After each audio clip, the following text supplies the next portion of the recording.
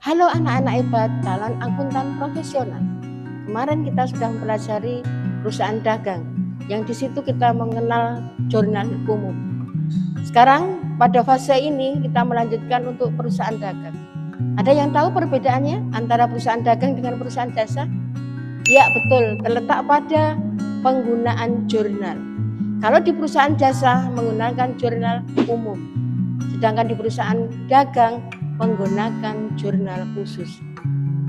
Apa perbedaannya kira-kira?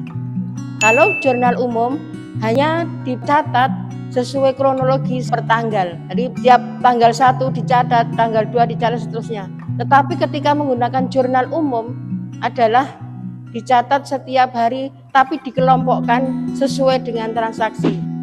Karena pada perusahaan dagang itu terjadi transaksi yang berulang-ulang setiap harinya. Ada ratusan, ribuan transaksi yang selalu berulang-ulang. Maka lebih efisien ketika menggunakan jurnal khusus. Karena dikelompokkan sesuai dengan kebutuhan di perusahaan itu. Apa itu jurnal khusus? Jurnal khusus yang pertama adalah jurnal penjualan.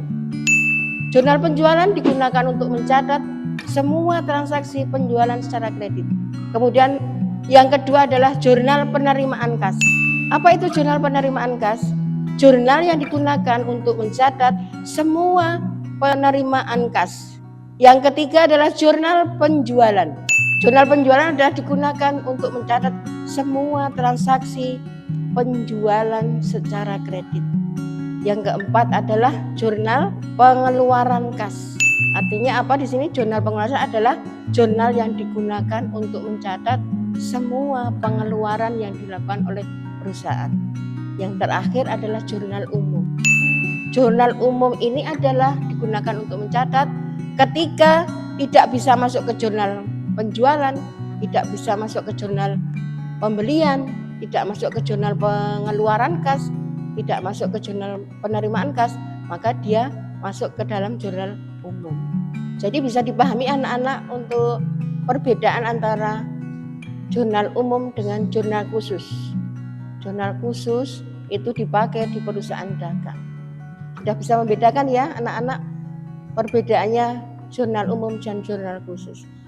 Coba bisa dibayangkan seandainya perusahaan dagang itu menggunakan jurnal umum, dibutuhkan berapa lembar-lembar untuk mencatat transaksi yang terjadi di perusahaan dagang. Maka fungsi dari jurnal khusus ini adalah meringkas semua transaksi yang terjadi pada perusahaan dagang. Tinggal nanti posting ke buku besarnya adalah sejumlah saldo akhir dari yang terdapat pada jumlah yang ada di buku jurnal masing-masing. Untuk memperdalam pengetahuan kita, mari kita mempraktekkan untuk mengerjakan soal perusahaan dagang. Selamat berlatih, selamat belajar, tetap semangat menjadi anak hebat akuntan profesional.